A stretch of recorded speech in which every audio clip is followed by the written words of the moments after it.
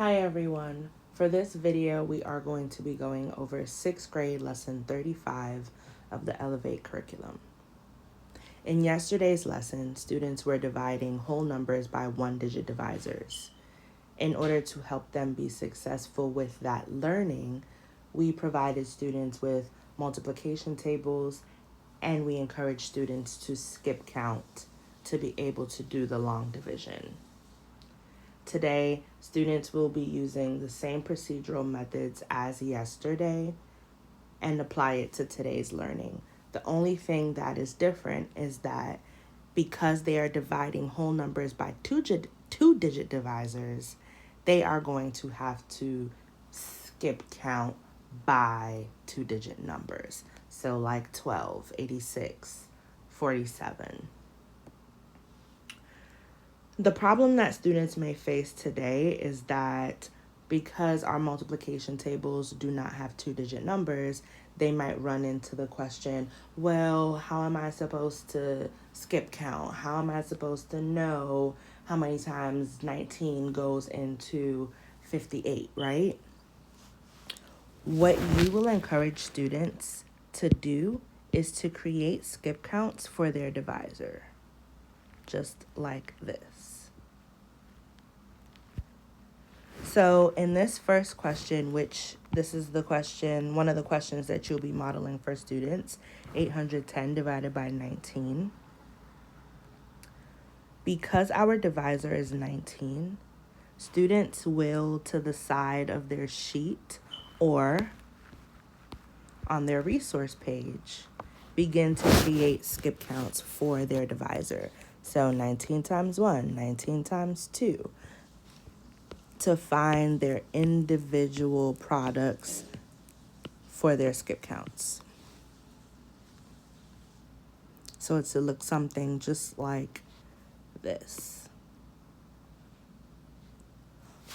Once they have their skip counts for 19, the process becomes the same as yesterday, right? 19 doesn't go into 8, so we need to figure out how many times 19 goes into 81. We can skip count. 19, 38, 57, 76 is where we stop because it is the closest to 81 without going over 81, right?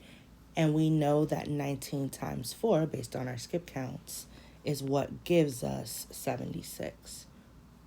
81 minus 76, 5. 19 doesn't go into 5, so we bring down our 0 or we regroup. And we know that 19 times 2 gives us 38, which is why we subtract 38. Okay, so the process is the same as yesterday. The heavy lifting, again, lies here for today. Now, for some students, your higher level students, they may not need to skip count from 1 to 9. They might be able to use estimation to help them. What I mean by that is your higher level students might say, okay, well, 19 is a very specific number. I don't want to do all these skip counts for 19. So instead, I'm going to figure out what 19 rounds to. I know that 19 rounds to 20, and that is a much easier number that I can work with, right? I can say, okay, well then how many times does it take 20 to get as close to 81? 20, 40, 60, 80.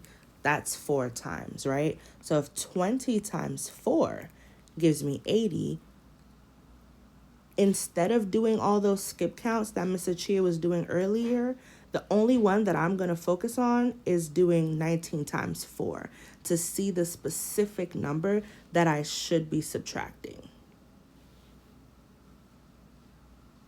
Okay, so then that same student is going to go ahead and subtract 76.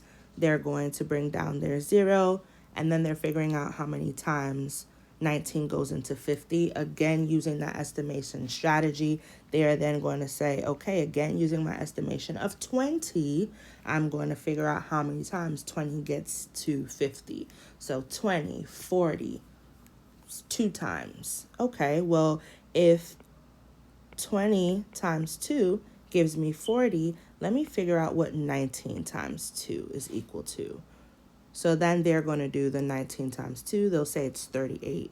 Some students might then say, okay, well, 38 is too small of a number. Let me go ahead and see, maybe 19 times 3 gives me a better number that's closer to 50, but doesn't go over 50. However, when they do 19 times 3, they will note that 57 is 7 ones larger than the 50. So they can't use 57. They will have to use 19 times 2 is 38, right? So that's how some students will use estimation to support them in solving the long division.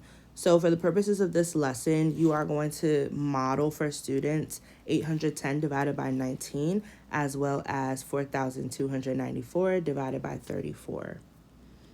Because we want students to master long division, and because they were working on it yesterday, I would say you can skip the step-by-step as well as the check for each of these questions and focus solely on long division. Do students know how to do long division?